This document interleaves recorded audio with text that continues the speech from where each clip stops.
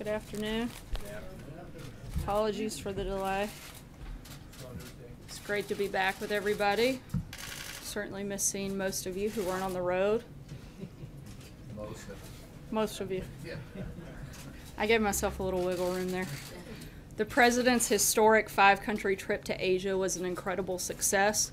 He rallied the world against the menace of North Korea, strengthened our alliances, and showed our commitment to a free and open Indo-Pacific region, and took a stand for fair and reciprocal trade. As a result of the trip, American families will be safer and more secure, and American workers and companies are one step closer to competing on the level playing field they deserve. Speaking of leveling the playing field for our workers and businesses, the President applauds the House for passing the Tax Cut and Jobs Act, a massive step toward fulfilling our promise to deliver historic tax cuts for the American people by the end of the year. We are encouraged that the House and Senate continue to work together to deliver what the President asked them to do: allow hardworking middle-class families to keep more of their hard-earned money and empower our companies and workers to dominate their global competition. The Senate Finance Committee is also making progress on its companion bill and will soon advance it to the floor for a vote. A simple, fair, and competitive tax code will be our rocket fuel for our economy, and it's within our reach. We'll bring back jobs, we'll bring back our wealth, and as the President has said many times, we'll bring back our great American dreams. Now is the time to deliver, and we fully expect the Senate to follow the House's suit. And with that, I'll take your questions. Cecilia. Thank you, Sarah. Two questions, two topics, if I may. Does the President believe Roy Moore's accusers, and does he think Roy Moore should drop out of this race? Look, the President believes that these allegations are very troubling and should be taken seriously, and he thinks that the people of Alabama should make the decision on who their next senator should be. So that's a no, he thinks Roy Moore should stay in? Look, the President said in his statement earlier this week that if the allegations are true, then that Roy Moore should step aside. He still firmly believes that. Major. How would the President like to see that truth proven?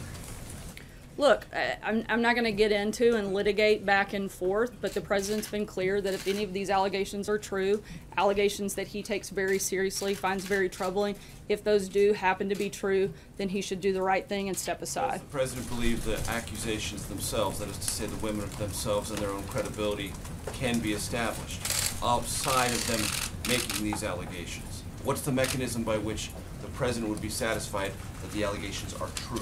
Look, I don't think the President's laid out what the mechanisms are. That should be determined possibly by a court of law.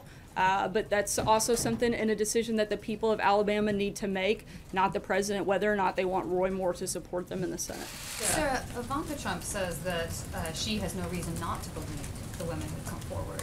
Does the President disagree with her position? Look, the President's not disagreeing with anybody. He's saying that he finds the allegations to be extremely troubling. He doesn't know any more than you do on this fact, other than that these are something that should be taken very seriously, and that the people of Alabama should be the ones to make the decision on whether or not to support Roy Moore. Thank you, Sarah. Having the information that we have and the information that the people of Alabama have, would President Trump vote for Roy Moore? The President's not a voter in Alabama, so I know he's not, but he endorses candidates all the time and states that he's not a voter, and then he says, I would vote for this person or I wouldn't. Would he vote for Roy Moore? I haven't asked him if he would vote for Roy Moore. Would you get back to us on that? John? Thank you, Sarah. A number of Republican senators have pulled their endorsement for Roy Moore.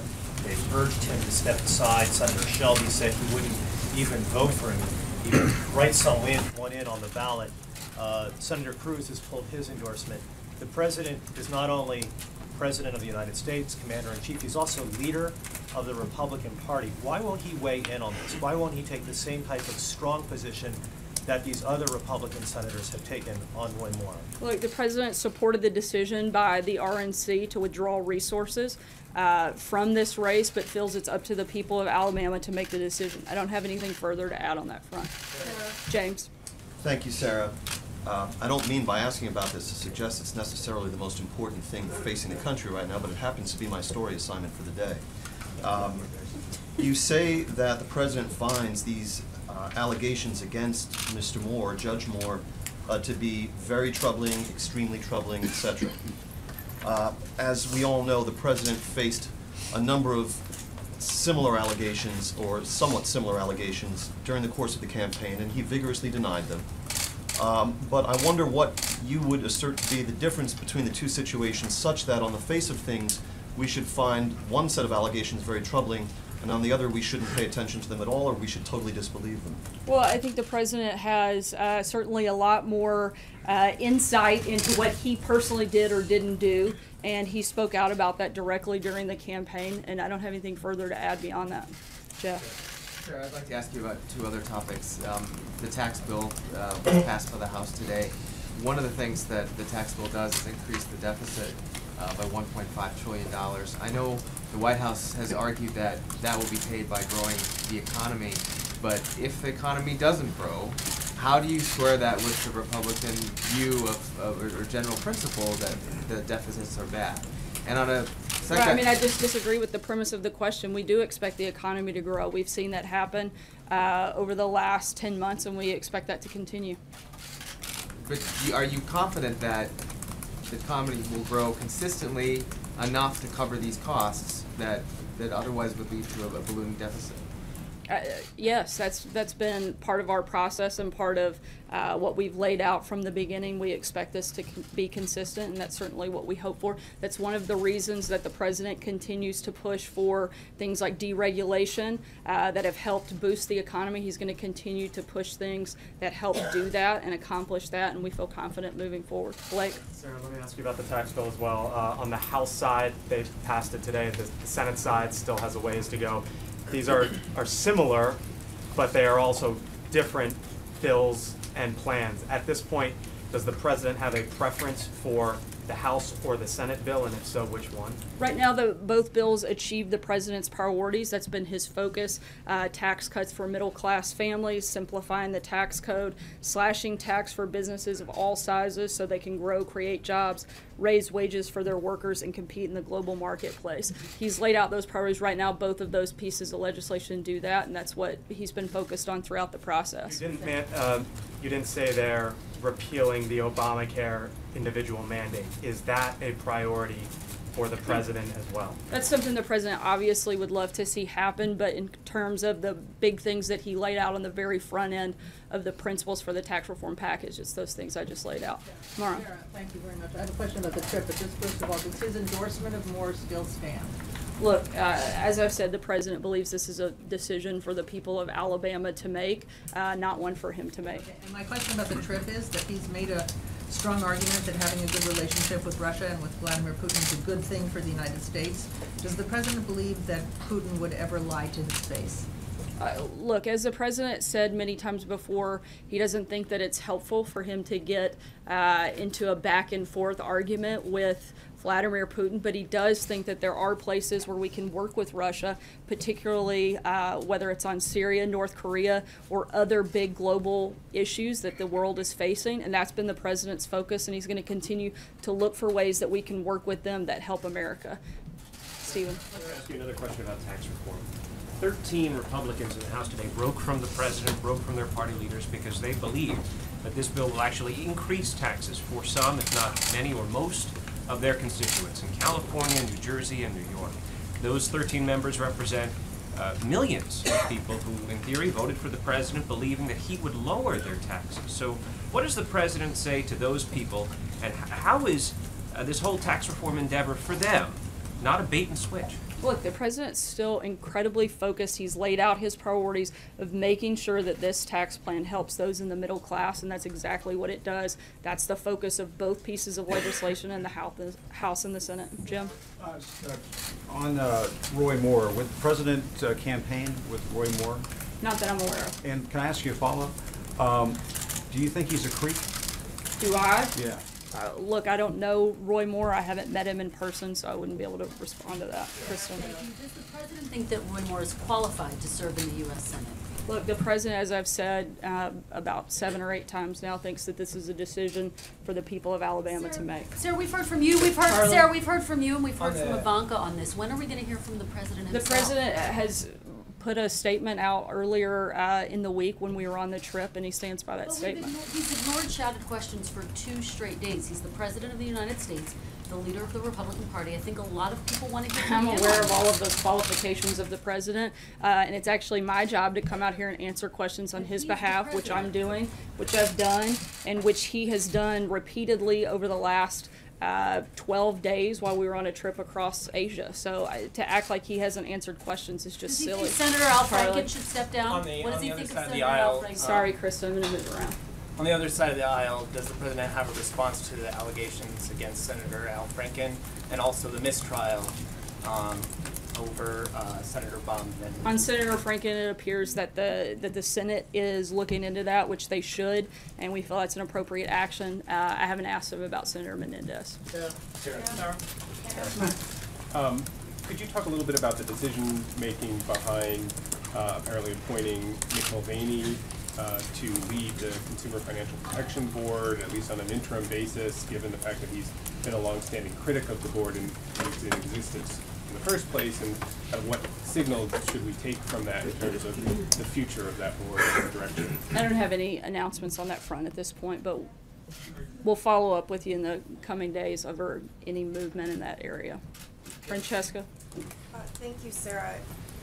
China has announced that it's sending a special envoy to North Korea tomorrow. The president was just in Beijing.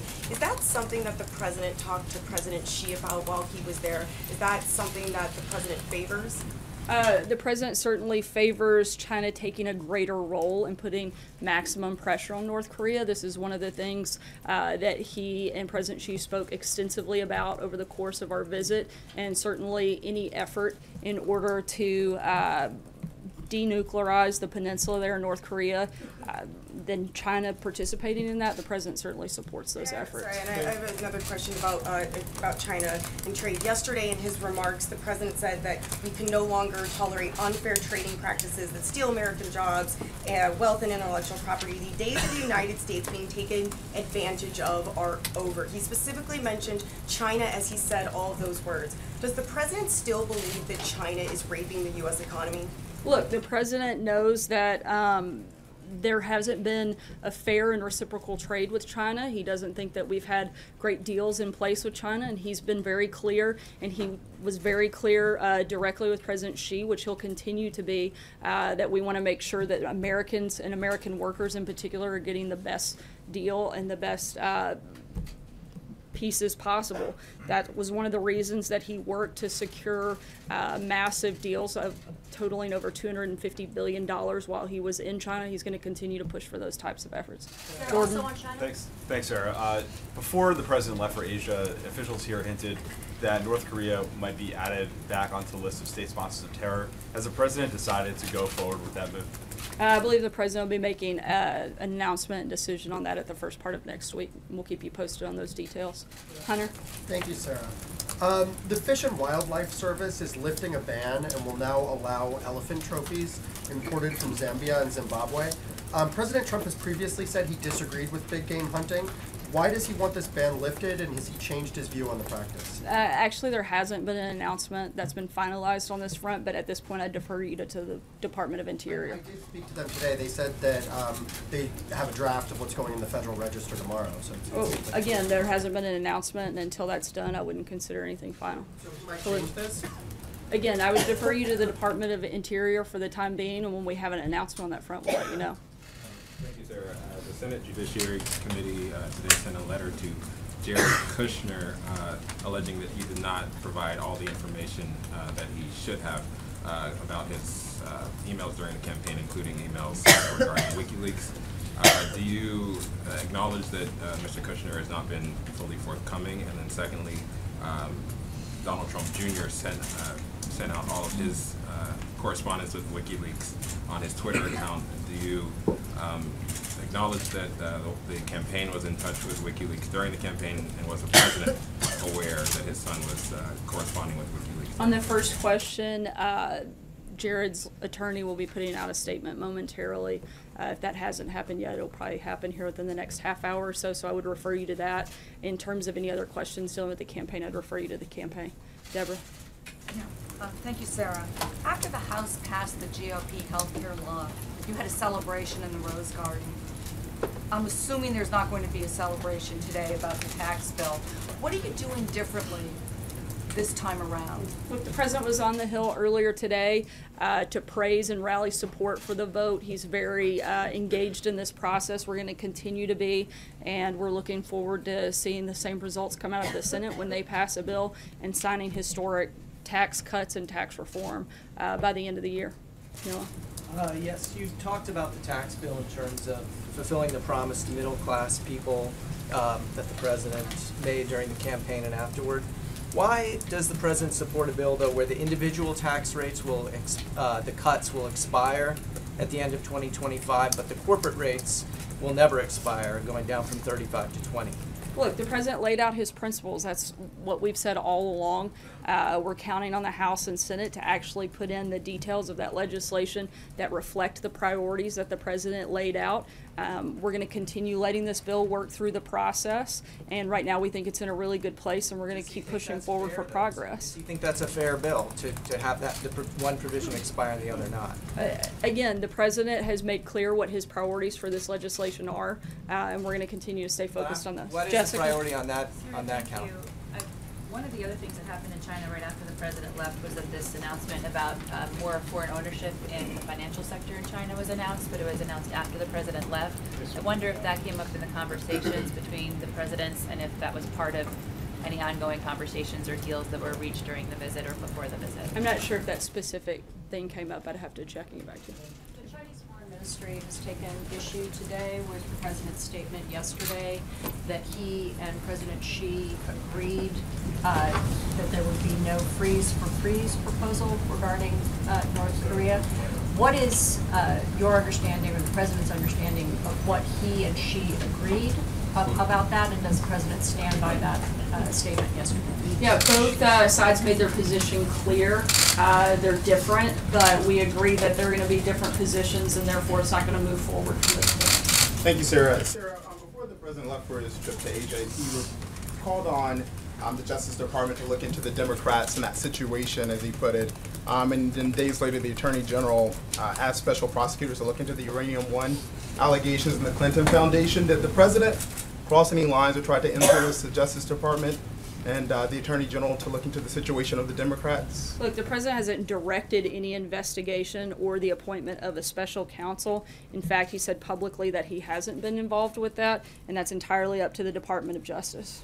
Brian. Thank you very much. Going back to Russia just a bit, when he said that he spoke with Putin and he believed that Putin meant what he said, in other words, there was no collusion with the government. He actually said he believed that Putin believed what he said, and that he wasn't going to get into an argument with him over that when they had bigger things like North Korea, like the issues in Syria that they needed to deal with and work together on. So the question being, he's always maintained that it was the Democrats who colluded with Russia. Is he saying that Putin exonerated the Democrats? Look, the president still firmly believes that there was collusion with the Democrats during this election process, but again, he's not going to get into the back and forth with a world leader that he needs to work with and wants to work with in order to deal with some of the big and serious things that are facing our country right now. Quick follow-up. Sorry, Brian, I'm going to move ahead. Sarah, as a New Yorker, is President Trump concerned that the potential tax increases for hardworking New Yorkers who can no longer deduct state and local taxes might cause an exodus from New York,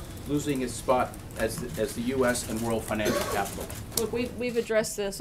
A very minimum number of people actually itemize their deductions. But again, I've said it a few times today. I feel kind of like a broken record today.